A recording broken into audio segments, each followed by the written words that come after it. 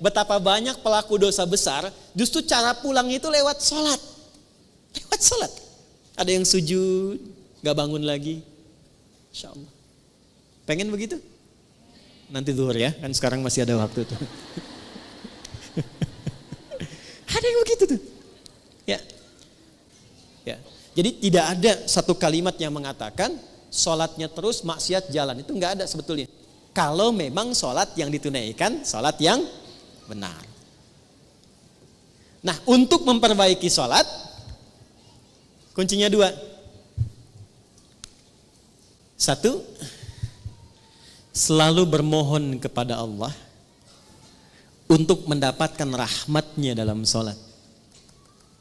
Kalau ada orang sholat dan benar sholatnya, itu otomatis sholat yang dia kerjakan akan memberikan pengaruh pada tubuhnya untuk mencegah dia dari berbagai tindakan-tindakan maksiat. Ada pertanyaan langsung dari satu jamaah, apa tanggapan Ustadz bagi orang yang punya pandangan yang penting semua jalan, jadi sifatnya STMJ, ya kan? Sholat tetap, maksiat jalan, ya kan? Bagaimana pandangan Ustadz? Yang pertama, justru ini menunjukkan tidak adanya konsistensi dalam beramal. Sebetulnya orang yang demikian itu orang bimbang, bukan konsisten. Sebetulnya orang yang demikian orang yang tidak punya pandangan, karena nggak punya pilihan hidup. Dan yang paling penting untuk digarisbawahi, ini poin pentingnya. Ini menunjukkan bahwa sesungguhnya orang-orang yang punya pola hidup demikian adalah orang-orang yang keadaan dirinya belum sehat, kurang sehat.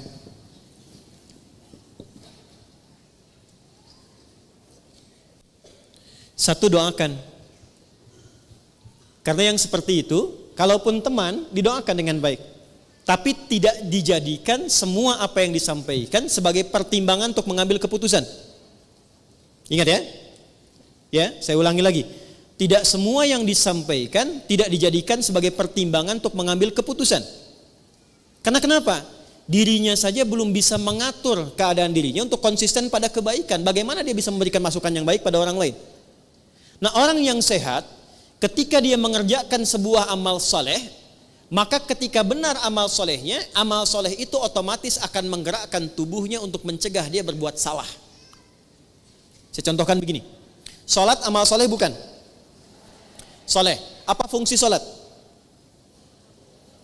Quran surah ke-29 ayat ke-45. Innas sholata tanha 'anil fahsya.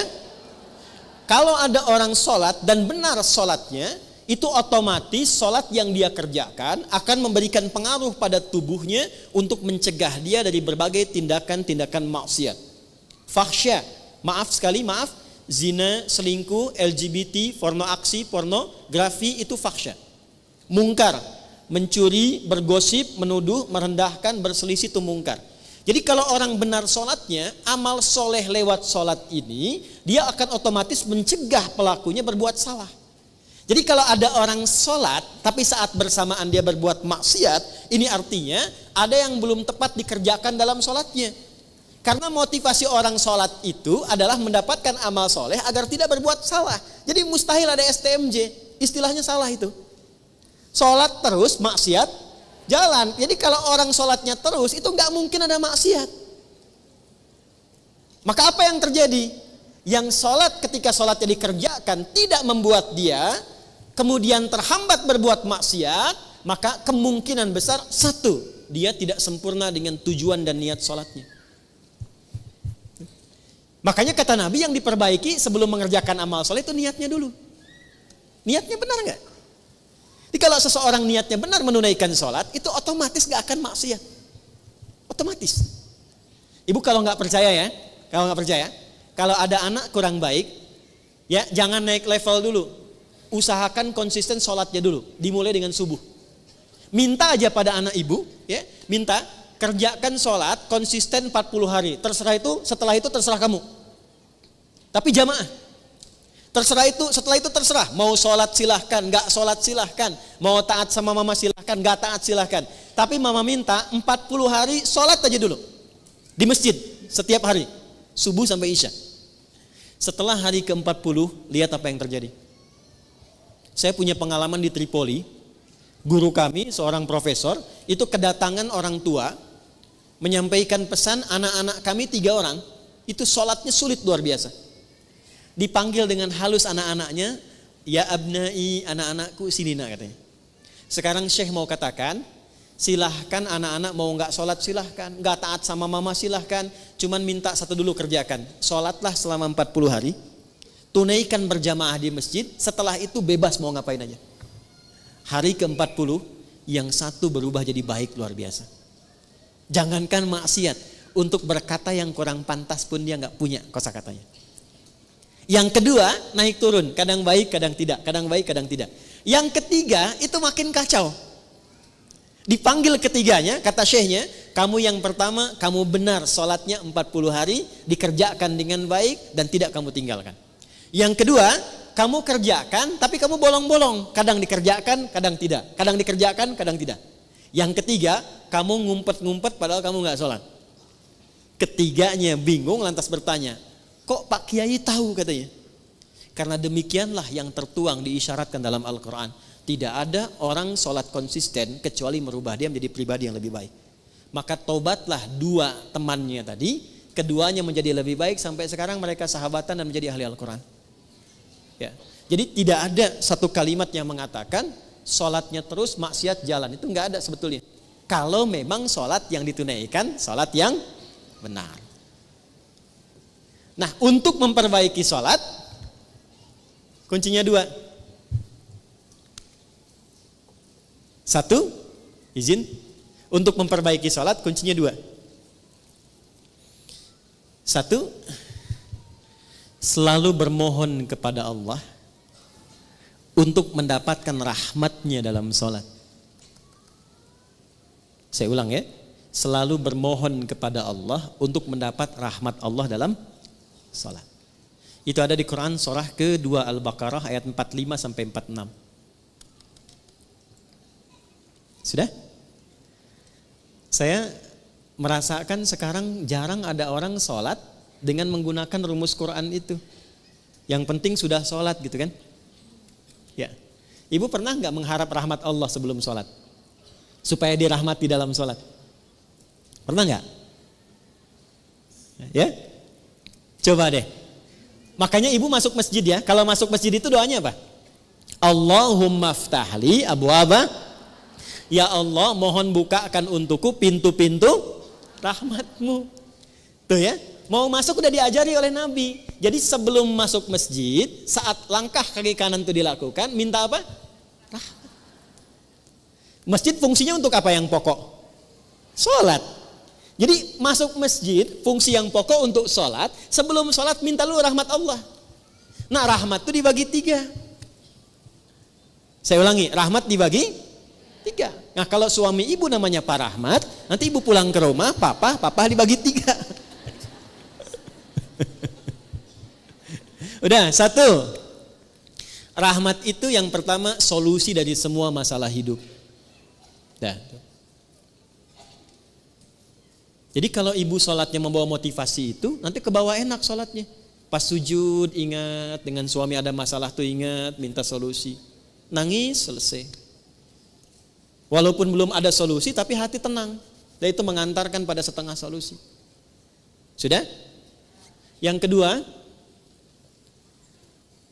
pelan-pelan, ampunan dari dosa.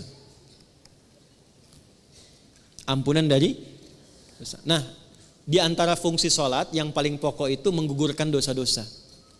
Makanya Allah ingin dari pagi ke siang ada dosa, gugur dosanya. Dari siang ke sore ada dosa, gugur dosanya. Makanya ketika diwafatkan dosanya sudah hilang, tinggal pulang dalam keadaan bersih, digambarkan dengan kain kafan yang putih. Nah, itu fungsi sholat. Cuma apakah setiap orang sholat ada yang ingat dosa atau tidak, itu poinnya. Makanya tadi kalau dia sholat mengingat maksiatnya, gugur maksiat, gak akan maksiat lagi. Gak akan maksiat lagi. Ya, dan banyak orang ketika sujud itu justru pulangnya dalam keadaan mulia. Betapa banyak pelaku dosa besar justru cara pulangnya itu lewat sholat. Lewat sholat. Ada yang sujud gak bangun lagi. Insya Allah. Pengen begitu? Nanti zuhur ya, kan sekarang masih ada waktu tuh. Ada yang begitu tuh. Ya. Dan itu luar biasa indah. Ya, saya kan pernah cerita di sini juga kan. Ada seorang kakek, ini bukan ustadz bu. Saya ketemu orangnya. Itu orang sederhana, mungkin viral di langit tapi mungkin tak dikenal di dunia. Sederhana orangnya, nggak disebut kaya, biasa saja. Pakai kaos, cuma jagain masjid, azan. Hari Kamis itu, ba'da asar sedang puasa. Puasa sunnah loh. Di masjid nunggu buka. Cuman tiduran, merem-melek tuh. Diwafatkan di tempat yang beliau mengabdi di masjid dalam keadaan puasa. Ba'da asar menjelang maghrib, wafatnya cuman tiduran, merem-melek ngantuk meninggal. Hati-hati tuh belakang tuh, merem-melek.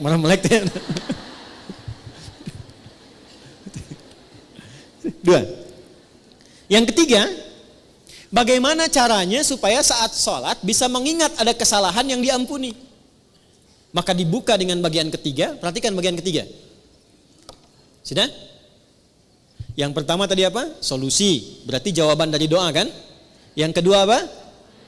Ampunan. Yang ketiga, rahmat itu dalam bentuk husnul khatimah. Bentuknya apa? Husnul khatimah. Kalau sudah bicara husnul khatimah artinya ingat wafat. Ingat apa? Karena itulah Nabi mengajarkan pada setiap imam saat akan mengimami, berbalik dulu kepada makmum menyampaikan kalimat ini. Para jamaah, kita akan sholat. Mohon hadirkan kehusyuan dan rasakan dalam sholat ini, mungkin ini sholat terakhir yang kita tunaikan dan boleh jadi kita akan wafat dalam sujud kita. Itu sunnah. Bahasa Arabnya, sallu sholatan muwadda. Jamaah, jadikan sholat ini sebagai sholat perpisahan kita untuk bertemu dengan Allah Subhanahu wa ta'ala. Pernah gak merasakan begitu? Nah makanya imam tidak harus pakai bahasa Arab, karena ini bahasa yang boleh disampaikan dengan bahasa Indonesia. Rapatkan saf, luruskan. Paham tidak? Istau, paham?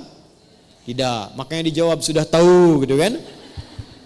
Dah, jadi begitu sujud, coba rasakan bagaimana kalau saat ini adalah saat sujud terakhir.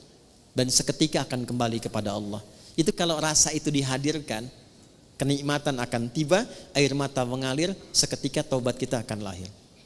Nah, sifat sholat semacam ini, amal soleh semacam ini akan menghentikan perbuatan maksiat. Karena itu saya tidak sepakat dengan kalimat, misalnya taat jalan, maksiat terus. Sholat terus, maksiat jalan. Ini tidak ada orang yang, maaf ya, berpikir keseimbangan tapi dengan cara yang tidak wajar. Itu bukan seimbang namanya. Seimbang itu ketika dikerjakan amal soleh dengan amal soleh lain beriringan. Saya sholat tahajud iya, puasa juga iya, itu seimbang namanya.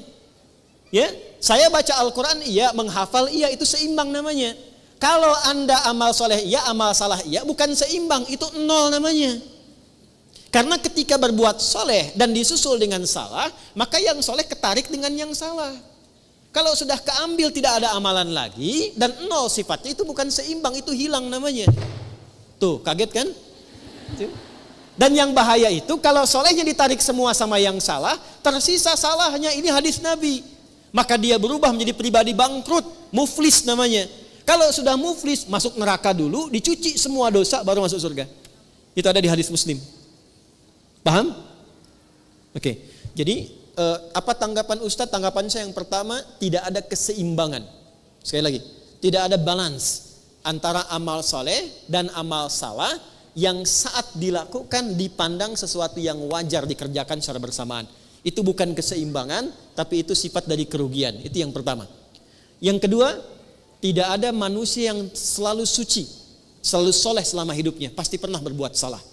Maka orang terbaik adalah orang yang berusaha memperbanyak amal solehnya untuk menutupi salahnya, bukan menyeimbangkan antara soleh dan salah sehingga merasakan hidupnya sejalan bersamaan.